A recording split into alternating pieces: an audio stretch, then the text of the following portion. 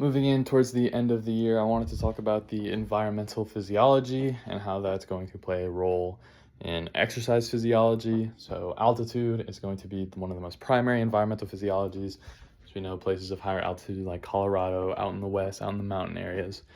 At higher altitude, you're going to have a lower pressure, a lower pressure of oxygen, lower atmospheric pressure.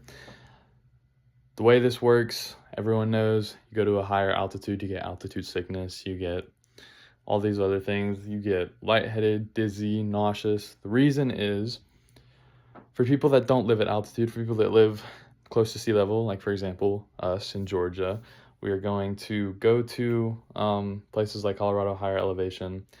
When we inhale the respiratory system, which I've talked about before, we inhale, diaphragm contracts, volume goes up, pressure goes down. As we know, everything goes from a high pressure to low pressure.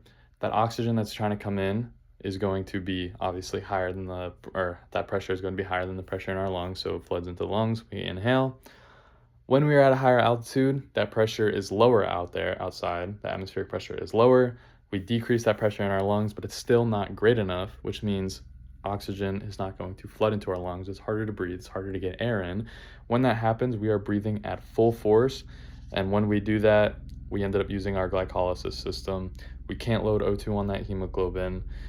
We end up fatiguing a lot quicker. In doing that, that's why people become dizzy. That's why people become nauseous, because they jump too quickly. They did not train their bodies to be able to withstand that environmental altitude.